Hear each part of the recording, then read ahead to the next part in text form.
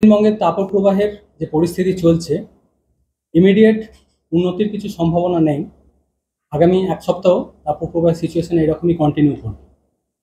তাপমাত্রা 22 থেকে 23 তারিখের মধ্যে আংশিক মেঘলা থাকার কারণে সামান্য হয়তো একটু কমবে 1 থেকে 2 ডিগ্রির মতো।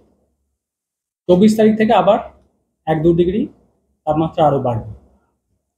ফলে তাপপ্রবাহ পুরো পিরিয়ডটা ধরেই দক্ষিণবঙ্গে কন্টিনিউ করবে। 24 তারিখ থেকে এর স্প্রেডটা, যেটা তীব্র তাপপ্রবাহ, সেটা আরও কিছুটা বাড়বে। 22 তারিখে যদি বলা হয়, তীব্র তাপপ্রবাহের সম্ভাবনা থাকছে মেনলি উপকূলের কাছাকাছি পূর্ব মেদিনীপুর, দক্ষিণ 24 পরগনা, সেই সাথে পশ্চিম বর্ধমান। এই জেলাগুলো দু এক জায়গায় তীব্র তাপপ্রবাহের সম্ভাবনা। অন্যান্য জেলাগুলো প্রধানত তাপপ্রবাহের সম্ভাবনা থাকছে 22 তারিখে। কলকাতার ক্ষেত্রে 22 থেকে 23 গরম, অস্বস্তিকর, আর্দ্র ওয়েদার থাকবে, কারণ তাপপ্রবাহের যে কন্ডিশন সরাসরি সেটা হয়তো স্যাটিসফাই করবে না 22 থেকে 23 তারিখের মধ্যে কলকাতা এবং হাওড়া এই অঞ্চলের জন্য। কলকাতার ক্ষেত্রে 22 তারিখে আজকে সর্বোচ্চ তাপমাত্রা এখনো পর্যন্ত যেটা রিপোর্ট হয়েছে দুপুর 2:30 পর্যন্ত 39 ডিগ্রির কাছাকাছি রয়েছে, অর্থাৎ কালকের থেকে 1 ডিগ্রি মতো কম রয়েছে। 24 তারিখ থেকে আবার তাপমাত্রা আরও কিছুটা বাড়বে। কলকাতার ক্ষেত্রে 40-41 ডিগ্রির কাছাকাছি তাপমাত্রা আবার পৌঁছে যাবে কলকাতা পার্শ্ববর্তী অঞ্চলে।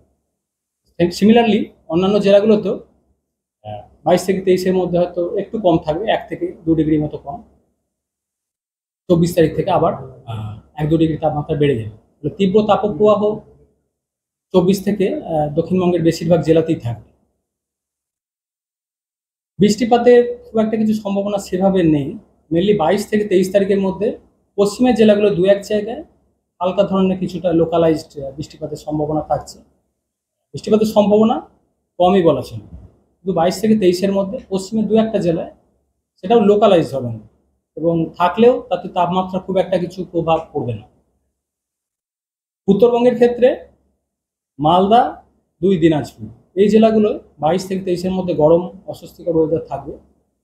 24 তারিখ থেকে আরেকটু তাপমাত্রা বাড়বে উত্তরবঙ্গের এই যে জেলাগুলো রয়েছে মালদা, 2 দিনাজপুর এই 3টে জেলায় 24 তারিখ থেকে 26 তারিখ তাপপ্রবাহের সতর্কতা থাকছে।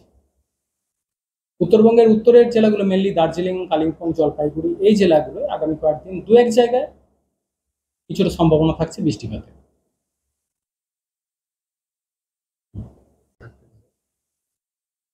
22 তারিখে তীব্র তাপপ্রবাহ থাকছে পূর্ব মেদিনীপুর, দক্ষিণ 24 পরগনা, পশ্চিম বর্ধমান এই জেলাগুলো। 23 তারিখে একই রকম কন্ডিশন থাকার সম্ভাবনা। 24-এ আরেকটু স্প্রেডটা বাড়বে, এই জেলাগুলোতে থাকবেই, তার সাথে পশ্চিম মেদিনীপুর, বাঁকুড়া, বীরভূম এই জেলাগুলোতেও তীব্র তাপপ্রবাহের সম্ভাবনা থাকবে 24-এ। 25-এ আরেকটু তাপমাত্রা বাড়বে, যে জেলাগুলো 24-এ বলা হলো তার সাথে আরও অ্যাড হবে পূর্ব বর্ধমান, হুগলি, উত্তর 24 পরগনা, অর্থাৎ 24 থেকে 25-এ ধীরে ধীরে আরও তীব্র তাপপ্রবাহের জেলাগুলো বাড়তে থাকবে। কলকাতার ক্ষেত্রে তাপপ্রবাহের সম্ভাবনা থাকবে 22 থেকে 23 গরম, অস্বস্তিকর ওয়েদার। তাপপ্রবাহের কন্ডিশন হয়তো সরাসরি স্যাটিসফাই হবে না, কিন্তু অস্বস্তিকর ওয়েদার থাকবে। 24 তারিখ থেকে 26 তারিখ কলকাতার ক্ষেত্রে তাপপ্রবাহের পূর্বাভাস রয়েছে। হ্যাঁ, ওয়ার্নিং বলতে তাপপ্রবাহ এবং তীব্র তাপপ্রবাহেরই ওয়ার্নিং থাকছে আপাতত। মেনলি জলীয় বাষ্পের প্রবেশ এই সময় স্বাভাবিক যেটা থাকার কথা, যেটা বঙ্গোপসাগর থেকে জলীয় বাষ্পের প্রবেশ করে, সেটা অনেকটাই কম রয়েছে। কারণ উত্তর পশ্চিম বা পশ্চিমের হাওয়া অনেকটা স্ট্রং রয়েছে, অনেকটা শক্তিশালী রয়েছে, যে কারণে যে হাওয়াটা অনেকটা শুষ্ক। বঙ্গোপসাগর থেকে জলীয় বাষ্পপূর্ণ হাওয়া প্রবেশ করলে তখন জলীয় বাষ্পের পরিমাণ বাতাসে বেশি থাকে। তো শুষ্ক আবহাওয়া থাকার কারণে, এবং সেই সাথে এপ্রিল মাসের যে টেম্পারেচার এমনি নর্মালি বেশি থাকে, সেই সাথে জলীয় বাষ্পের পরিমাণ অনেকটা কমে গেছে। এর প্রভাবেই এই তাপপ্রবাহের সম্ভাবনা তৈরি হয়েছে।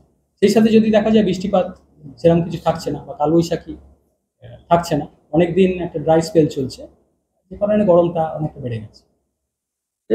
এই এপ্রিলের যে তাপমাত্রা, না সর্বকালীন রেকর্ড না, এখনো পর্যন্ত এপ্রিল মাসে কলকাতায় 40 ক্রস করেছে 3 দিন, 19 থেকে 21। তার মধ্যে 20 তারিখে ছিল 40.8। লাস্ট 50 ইয়ার্সে যদি দেখা যায় কলকাতার এপ্রিল মাসের সর্বোচ্চ তাপমাত্রা এর আগে রেকর্ড হয়েছে 41.7, সেটা 1980।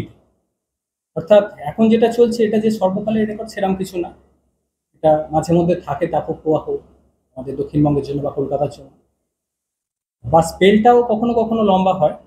এবছরের স্পেলটা একটু লম্বা হবে আশা করা হচ্ছে বা পূর্বাভাস রয়েছে, কিন্তু এর আগেও এরকম লম্বা স্পেল চলেছে।